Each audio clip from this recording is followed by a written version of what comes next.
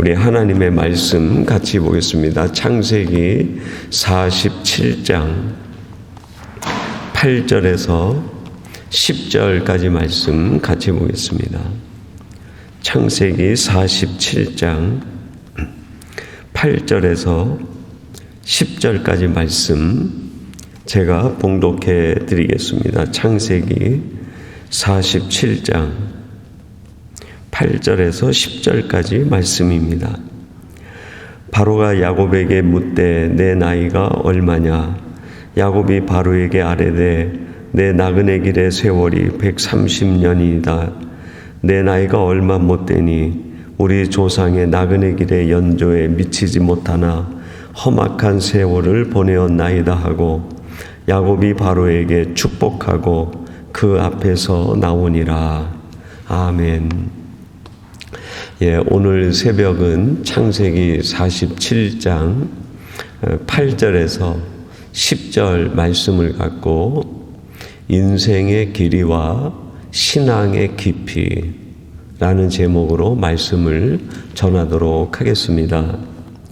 오늘 본문 9절에 보면 야곱이 바로에게 내 나이가 얼마냐 하는 질문에 답을 하는데 내 나이가 130입니다. 내 조상의 삶의 길이에 비하면 미치지 못하지만 참 험악한 인생을 살았습니다. 라고 고백을 합니다. 야곱이 130세에 브엘세바를 떠나서 애굽으로 내려오게 되고 애굽 고센 땅에서 17년을 살게 됩니다. 그래서 그의 인생 수하는 147세로 마감을 하게 됩니다. 근데 그 147세를 이 창세기는 둘로 나누어서 130년의 길이와 17년의 애굽에서의 삶으로 대비를 시키고 있습니다. 여기에서 우리가 한 가지 엿볼 수 있는 것은 인생을 길이로 생각할 것인가 아니면 깊이로 생각하고 살아가야 될 것인가 하는 점을 돌아보게 되죠.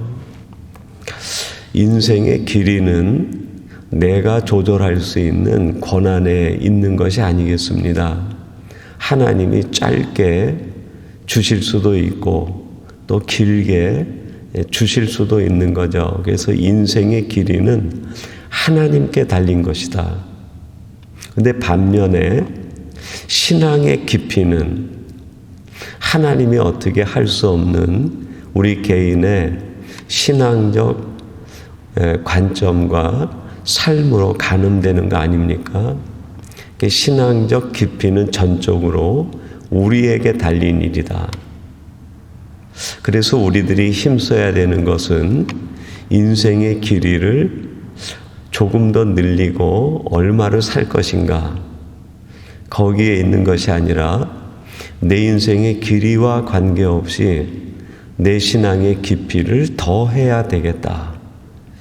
이것이 우리들이 힘써야 될 일이 아니겠는가 하는 생각이 듭니다. 야고보서 4장 14절은 우리 인생을 가리켜서 잠깐 보이다가 사라지는 안개다 그랬어요. 우리들이 볼 때 인생이 10년, 20년, 100년 길이가 차이가 있는 듯 보이지만 하나님이 보실 땐 아주 잠깐인 거죠. 어제의 소년이 오늘의 젊은이가 되고 오늘의 젊은이가 한순간에 내일의 장년이 되고 내일의 장년이 한순간에 어느새 노년에 이르는 것이 우리의 순간적인 안개와 같은 인생의 모습 아닙니까? 잠깐 지나가는 마치 쏜 화살과 같이 지나가는 인생의 길이에 연연할 것이 아니라 매 순간 우리들은 신앙의 깊이에 관심을 두고 살아가는 사람이 돼야 되겠다 하는 것이 오늘 야곱의 147세의 인생을 돌아보면서 130년과 애굽에서의 17년을 대비하시는 하나님의 메시지를 오늘 우리에게 주시는 까닭 아니겠습니까? 다시 한번 하나님께서 우리에게 야곱의 인생을 돌아보게 하시는 내용을 통해서 인생의 길이가 아니라 신앙의 깊이에 우리의 관심을 집중하여 살아가는 결단과 용기가 필요하겠다 하겠습니다. 그러면 우리들이 힘써야 되는 신앙의 깊이, 그것은 무엇에 대한 깊이를 더해가는 것을 말하는 것일까요? 오늘 본문이 의미하는 바와 조금 벗어나긴 하지만 성경이 말하고 있는 신앙인 전체의 모습을 통해서 볼 때 세 가지의 깊이가 깊어져야 되겠다 하는 생각이 듭니다. 첫째는 말씀의 깊이가 깊어져야 되겠다. 우리 신앙인은 신앙생활을 해 나가면 해 나갈수록 말씀이 점점 깊어지고 말씀의 무게가 점점 무거워지고 말씀의 넓이가 넓어지는 사람이 돼야 되겠다. 시편 119편 165절에 보니까요, 이렇게 말씀합니다. 주의 법을 사랑하는 자에게는 큰 평안이 있으니 그들에게 장애물이 없으리이다. 주의 법을 사랑하는 자에게 큰 평안이 임한다는 거예요. 다른 말로 하면 말씀의 깊이가 깊은 사람은 흔들리지 않는다. 그런 뜻 아니겠습니까? 이 세상에 우리를 흔드는 일들이 얼마나 많습니까? 때로는 경제적인 이유로, 때로는 건강의 이유로, 때로는 살아가는 삶의 관계의 이유로 우리들이 이리 흔들리고 저리 흔들릴 때가 얼마나 많습니까? 그렇게 우리를 흔드는 세상적 요인에도 흔들리지 않을 수 있는 것은 말씀의 깊이를 더해가는 방법, 그것밖에는 없겠다. 그래서 시편 기자도 주의 법을 사랑하는 자, 말씀의 깊이를 깊이 하는 자는 흔들리지 않고 큰 평안을 누리고 세상에 어떠한 일을 만나든 장애물이 아니라 디딤돌로 삼고 올라가는 인생이 된다 말씀하는 것 아니겠습니까? 그러면 여러분 어떻게 하면 말씀의 깊이를 더해갈 수 있을까요? 시편이 시작되는 1편 2절에 보니까 주의 말씀을 주야로 묵상하는 자, 그 사람이 복된 사람이고 삶의 깊이가 깊어지는 사람이다 라고 강조하고 있습니다. 여러분, 기회를 얻든 못 얻든 우리 성도들은 늘 말씀을 깊이 묵상하는 묵상의 삶을 습관화하고 체질화해야 되겠다 하겠습니다. 여러분들이 주야로 말씀을 묵상함으로 인하여 말씀의 깊이가 깊어져 세상 속에서도 흔들리지 않는 복된 성도들이 되시기를 주님의 이름으로 축원합니다. 두 번째는 믿음의 깊이가 깊어져야 되겠다. 로마서 1장 17절은 이렇게 말씀합니다. 기록된 바 오직 의인은 믿음으로 말미암아 살리라 함과 같으니라. 여러분, 믿음이 깊은 사람은 흔들리지 않습니다. 제가 어느 책에서 보았는데요, 이런 글이 있더라고요. 나쁜 친구는 소문을 듣지만 좋은 친구는 친구를 믿는다 하는 글을 보았어요. 짧은 글인데 강한 인상이 남아서 기억하고 담아두었던 글귀입니다.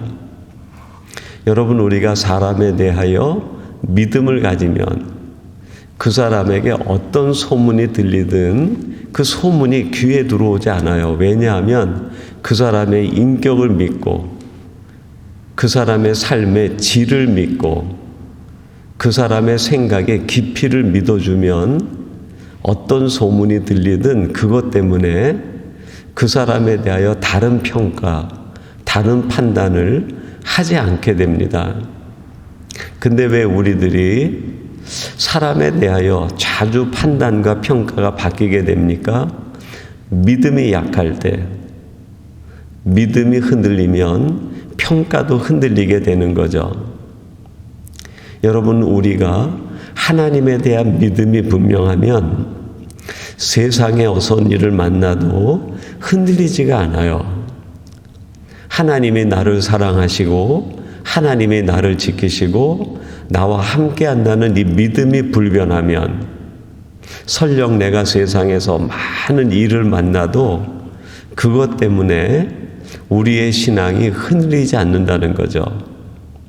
결국 내가 흔들린다 하는 것은 믿음의 뿌리가 약하다는 증거 아니겠습니까?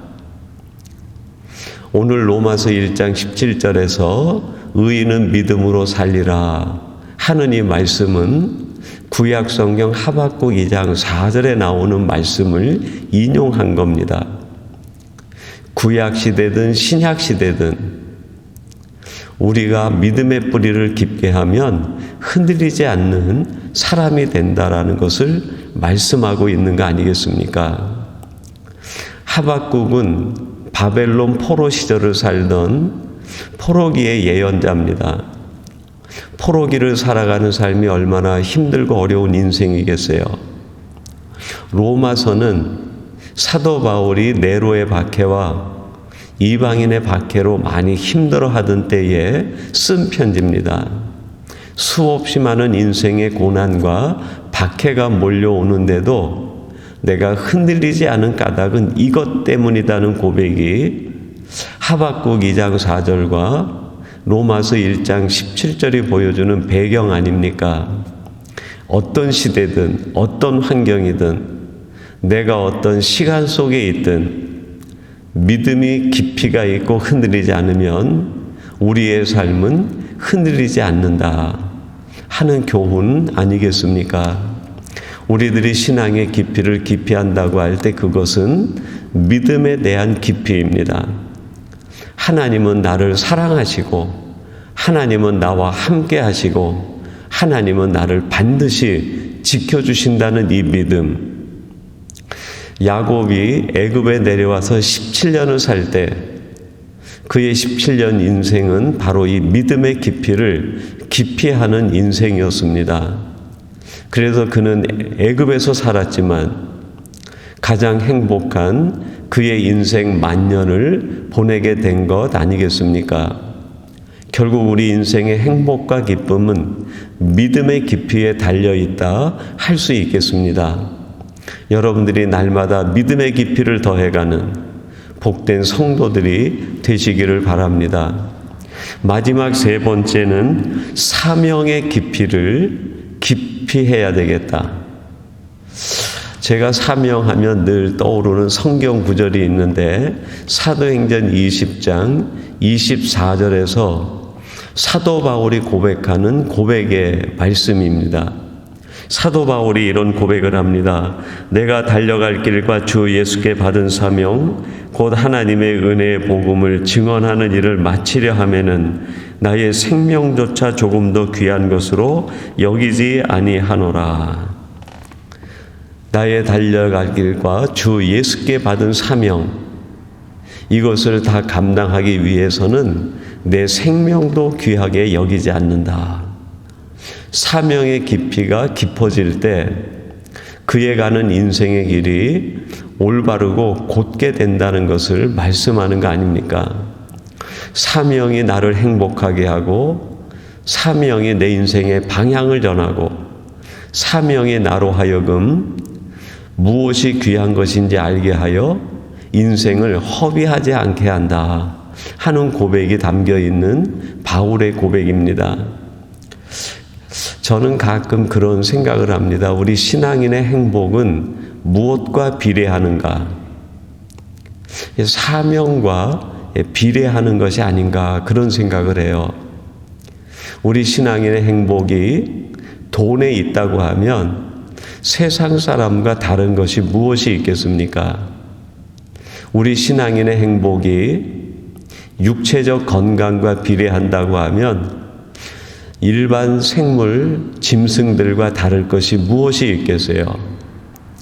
여러분이 우리 인생의 행복이 권력에 달려 있다고 하면 모든 악을 일삼으면서도 권력을 쟁취하는 세속적 인간과 다를 것이 무엇이 있겠습니까? 우리 인생의 행복은 그것이 아니라 하나님이 내게 주신 사명, 여기에 있다는 것을 알고 살아갈 때 그것이 세상 사람과 다른 크리스찬의 구별되는 요소 아니겠습니까? 여러분들은 무엇 때문에 행복하십니까? 내가 누리고 있는 세상적인 것 때문에 행복한가, 아니면 그 모든 것이 없어도 하나님이 나를 믿고 맡겨주신 사명 때문에 내가 지금 행복한가? 한번 조용히 돌아보는 이 새벽이 되면 좋겠습니다. 다시 한번 말씀드리지만 우리는 인생의 길이와 신앙의 깊이 사이에 살아가고 있습니다. 인생의 길이는 내게 달린 것이 아니라 하나님께 달린 것이기에 하나님께 맡기고, 신앙의 깊이는 내가 해야 되는 일이기 때문에 여기에 관심과 우리의 신앙의 중심을 두고 살아갈 때 그 사람이 가장 행복한 인생을 살아가는 사람 되지 않겠습니까? 오늘 예배하는 저와 여러분들이 우리의 인생의 초점을 어디에 두고 살아가야 되는지를 다시 한번 깨닫는 이 새벽이 되기를 주님의 이름으로 축원합니다. 우리 같이 기도하겠습니다.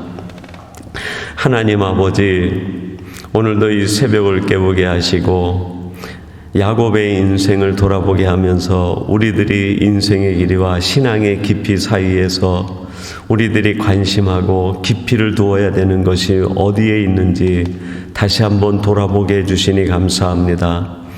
우리의 인생의 길이는 하나님께 달린 것이고 신앙의 깊이는 내가 해야 되는 일이기에 이것에 관심하며 집중하며 살아가는 저희들 되게 해 주옵소서. 우리의 삼성과 이 새벽을 깨워 예배하는 모든 성도들이 하나님과 더불어서 말씀의 깊이를 더해가게 하시고 믿음의 깊이를 더해가게 하시며 사명의 깊이를 더해가는 복된 성도들 되게 해 주옵소서. 예수님의 이름으로 기도하옵나이다. 아멘.